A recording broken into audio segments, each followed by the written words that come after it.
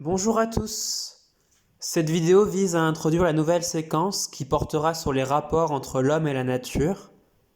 On va commencer par une première séance pas forcément très joyeuse, puisqu'il va être question de tout ce qui est catastrophe naturelle, c'est-à-dire les dégâts causés par des phénomènes naturels comme les éruptions volcaniques et les tremblements de terre.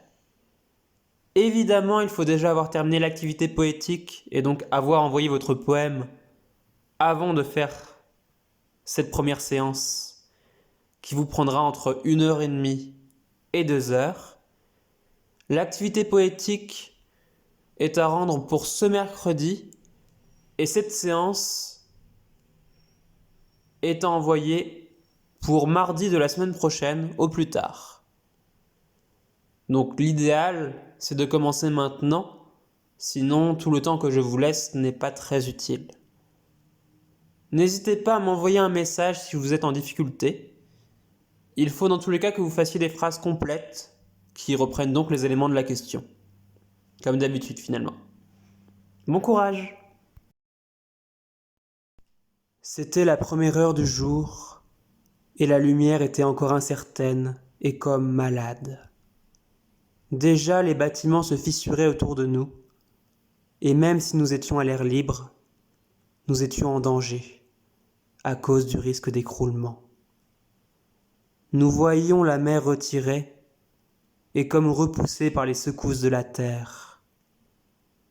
Le rivage était élargi, et il y avait une foule d'animaux marins échoués sur le sable.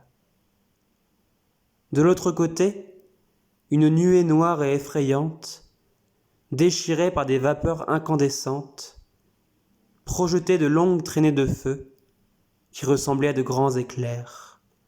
« Quittons le chemin, dis-je, pendant qu'il fait encore clair, de peur d'être écrasés sous les pas de nos compagnons dans les ténèbres.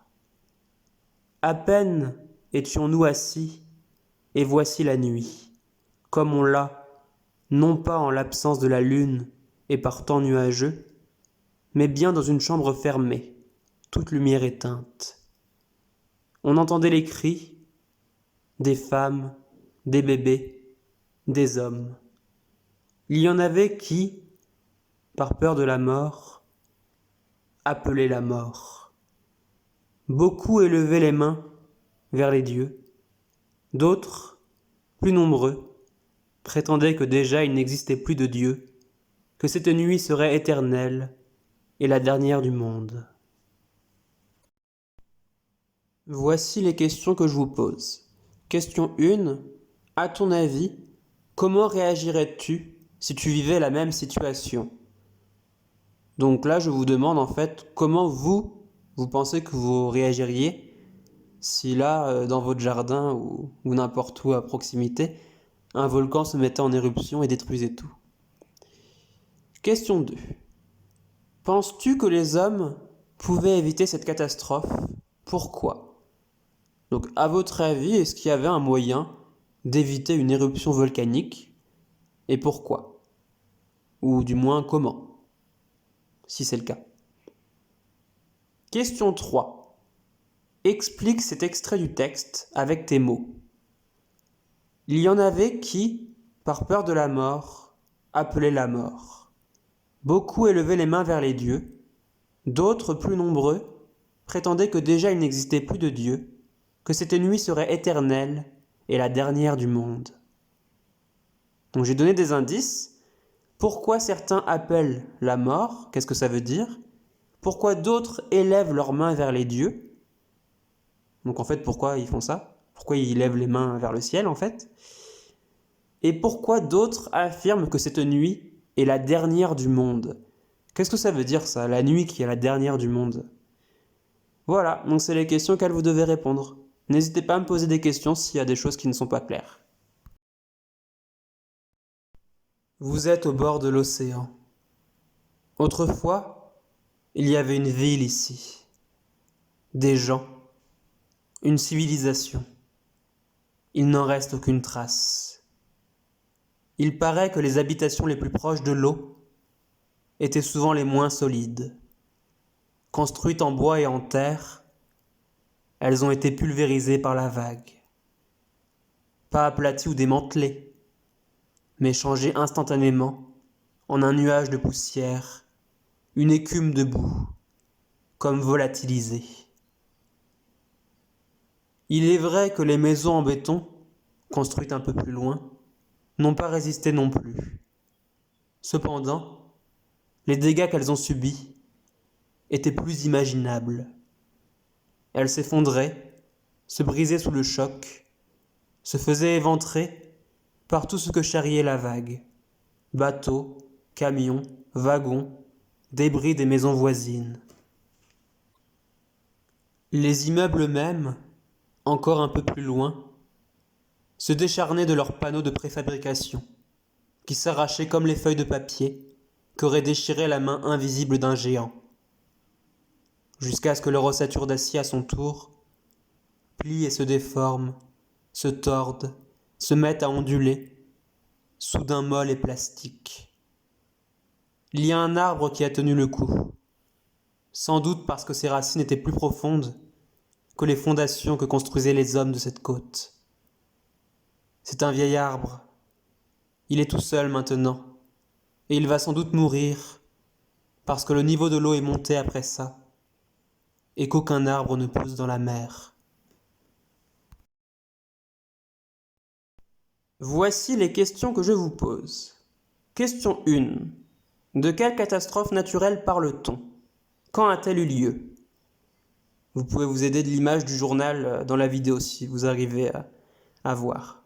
Mais sinon c'est dans le texte. Question 2. Quelles sont les conséquences de cet événement? Donc là, tout au long du texte, vous avez des réponses sur ce que ça a changé. Question 3. Comment les hommes auraient-ils pu faire pour réduire les conséquences de cette catastrophe naturelle? Alors, on ne pouvait pas l'éviter, mais comment on aurait pu faire pour que ça ait moins de conséquences sur la vie des hommes, sur les bâtiments, ce genre de choses, à votre avis? Question 4. Qu'as-tu pensé de cet extrait d'un roman? Donc, qu'est-ce que ça vous évoque, le fait d'avoir lu ou écouté ce texte? Voilà, qu'est-ce que vous en avez pensé? Elle tournait, tournait, tournait depuis des siècles la terre, tournait sur elle-même comme une danseuse, tournait autour du soleil comme une amoureuse, sans bruit, sans histoire, si paisible, si polie, si fière, si forte, si douce, si docile, si rassurante. Pendant ce temps, les hommes défrichent, creusent, gaspillent, incendient, mutilent, se font la guerre, puis la négligent, s'intéressent à la lune, la trouvent trop grise, trop laide, trop froide. Reviennent sur terre, se font la guerre, dévastent les forêts, bouleversent les marais, détournent les rivières, épuisent le sol, souillent les fleuves, enfument le ciel, se font la guerre, font n'importe quoi, et font tant que la terre se fâche, s'agite, gronde, menace, hurle par ses tempêtes, crache par ses volcans, déchaîne ses océans, puis un jour s'arrête, silencieuse, immobile. Voici les questions que je vous pose. Question 1. Comment les hommes se comportent-ils avec la terre? Donc que font-ils en fait? Question 2. Comment la terre réagit-elle face aux agissements des hommes? Question 3. Quelle décision la terre prend-elle finalement à la fin du texte? Donc dans les 4 dernières lignes. Question 4. Quelles seraient les conséquences de cette décision? Question 5. Qu'as-tu pensé de cet extrait d'une pièce de théâtre? Donc là, en gros, qu'est-ce que vous avez pensé quand vous avez lu ou écouté cet extrait? Ce que ça a évoqué chez vous, si ça vous a intéressé, si ça vous a interpellé, voilà, ce que vous en avez pensé. Quand vous avez terminé, voici juste une question bonus que vous pouvez ne pas faire si vous ne voulez pas la faire.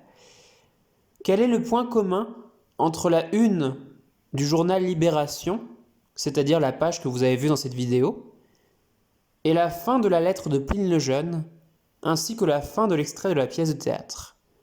Il y a un point commun.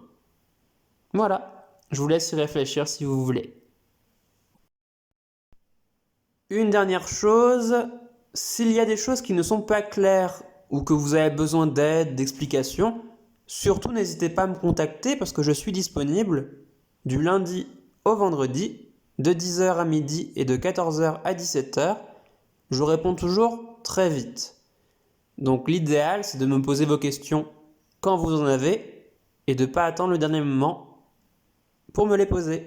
Voilà, à plus tard.